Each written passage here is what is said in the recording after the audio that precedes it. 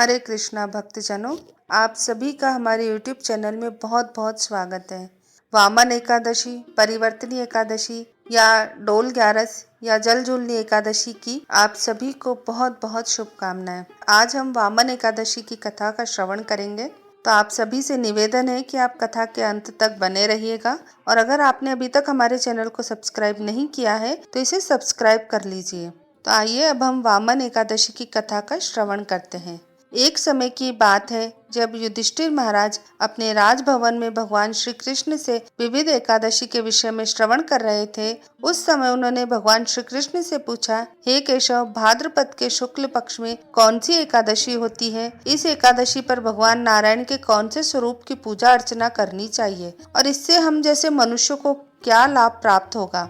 युधिष्ठिर आज की जिज्ञासा को सुनकर भगवान श्री कृष्ण ने उत्तर दिया कि हे युधिष्ठिर, भाद्रपद के शुक्ल पक्ष में आने वाली एकादशी को वामन एकादशी या परिवर्तनी एकादशी कहा जाता है। जो भी व्यक्ति इसका पालन करता है उसे इस भौतिक बंधनों से मुक्ति प्राप्त हो जाती है, क्योंकि यह एकादशी मनुष्य के सभी पाप कर्मों का नाश करती है। इसलिए उसे वामन जयंती एकादशी भी कहते हैं। यह एकादशी अश्वमेघ यज्ञ करने का पुण्य फल प्रदान करती है और अत्यंत सरलता से मुक्ति प्रदान करती है। जो भी व्यक्ति इस एकादशी का पालन करता है उसे भगवान नारायण के त्रिविक्रम वामन स्वरूप की प्रेम पूर्वक पूजा अर्चना करनी चाहिए। जो कमल नयन भगवान की पूजा अर्चना, नाम जाप और वंदना करता है उसे ब्रह्मा, विष्णु, महेश यह तीनों देवता तथा सारे देवताओं की पूजा करने का फल प्राप्त होता है और इस जीवन के अंत में वह निश्चित रूप से भगवान श्री हरि के धाम में वापस जाता है। यह आदर्श दिन है जिस दिन योग निद्रा में शयन करने वाले भगवान श्री कृष्ण अपनी करवट बदलते हैं और इसलिए इस एकादशी को परिवर्तनी एकादशी भी कहा जाता है। भगवान श्री कृष्ण की यह बात सुनकर युधिष्ठिर महाराज को आश्चर्य हुआ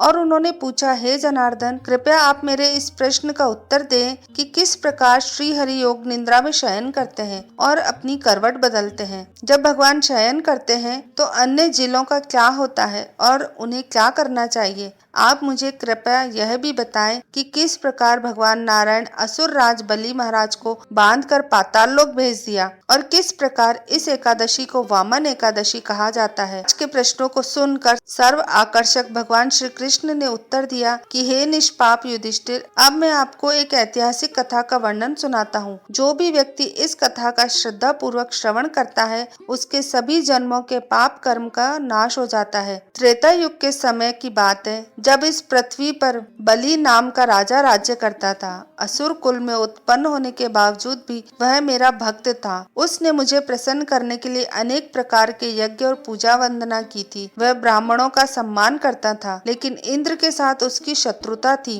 वह इतना शक्तिशाली था कि देवासुर संग्राम में उसने देवराज इंद्र को हरा दिया और स्वयं स्वर्ग का अधिपति बन गया। इंद्र को स्वर्ग छिन जाने से सभी देवता अपने गुरु बृहस्पति के साथ मेरी शरण में आए और सुखमण स्थिति से उन्हें मुक्त कराने के लिए मुझे बारंबार प्रार्थना करने लगे। उनकी प्रार्थनाओं को सुनकर मैंने वामन देव के रूप में अपना 5वां अवतार धारण करने का निश्चय किया। यह सुनकर युधिष्ठिर महाराज के मन में एक और जिज्ञासा प्रकट हुई। उन्होंने भगवान से पूछा कि हे प्रभु, इतने वामन यह छोटा स्वरूप धारण करने के बावजूद भी आप इतने बड़े बलि को कैसे पराजित कर पाए? कृपया आप मुझे इसका रहस्य बताएं। यह सुनकर मंद मंद मुस्कान के साथ भगवान ने उत्तर दिया, वामन स्वरूप होने के बावजूद भी मैं एक ब्राह्मण था, इसलिए ब्राह्मण के रूप में मैं बलि महाराज से भिक्षा मांगने के लिए उनके पास गया और मैंने उनसे केवल 3 पग भूमि देने की प्रार्थना की। ब्राह्मणों का सम्मान करने वाले बलि ने मेरी इस प्रार्थना को स्वीकार किया और मुझे 3 पग भूमि प्रदान करने का वचन दिया। जैसे ही उसने यह वचन दिया तो वामन रूप में मेरा शरीर एकदम से विशालकाय स्वरूप में बदलने लगा। मैंने अपने एक पग से संपूर्ण पृथ्वी हर ली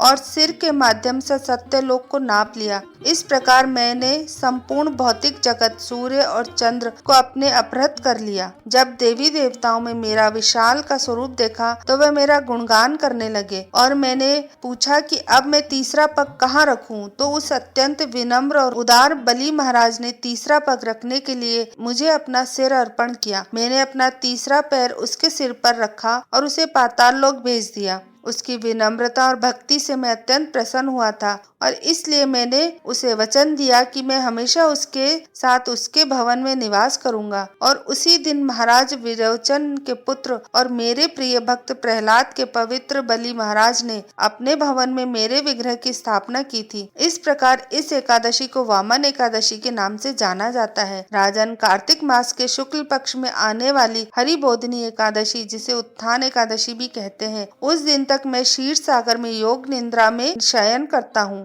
भाद्रपद के शुक्ल पक्ष के पास एकादशी के दिन करवट बदलता हूँ। इस समय के दौरान व्यक्ति सभी धार्मिक कार्य करता है, उसका अनेक गुना पुण्य फल उसे प्राप्त होता है। इस प्रकार भगवान श्री कृष्ण ने वामन एकादशी का महात्म्य सुनाते हुए युधिष्ठिर महाराज से कहा कि हे निष्ठावान भक्तों, इस दिन भगवान नारायण के त्रिविक्रम वामन स्वरूप की पूजा अर्चना करनी चाहिए। अगर संभव हो तो इस दिन किसी सुपात्र व्यक्ति को दही मिश्रित चावल का और चांदी का दान देना चाहिए और संपूर्ण रात्रि के दौरान जागरण करके भगवान के पवित्र नाम का जप और कीर्तन करना चाहिए। इस प्रकार परिवर्तनीय एकादशी या वामन एकादशी का पालन करके मनुष्य अत्यंत सरलता से बहुत अधिक बंधनों से मुक्ति प्राप्त करके आध्यात्मिक जगत में प्रवेश करता है। यह एकादशी इतनी पवित्र और मंगलमय है कि इसका पालन करने से 1000 अश्वमेघ यज्ञ करने का पुण्य फल प्राप्त होता है। और जैसा कि आप सब जानते हैं, कलयुग में सभी यज्ञ, तपस्या और दान करने का पुण्य फल सिर्फ एक कार्य करने से प्राप्त हो सकता है, और वह है भगवान श्री कृष्ण के पवित्र नाम का जप, यानी हरे कृष्ण महामंत्र का जप करके व्यक्ति सभी यज्ञ, दान और तपस्या का पुण्य फल प्राप्त कर सकता है। तो आप सभी भक्तों निष्ठा पूर्वक इस एकादशी का पालन करने के लिए इस दिन उपवास रखें और उपवास के दौरान किसी भी प्रकार का अन्न, दाल, चावल या फलों का त्याग करें।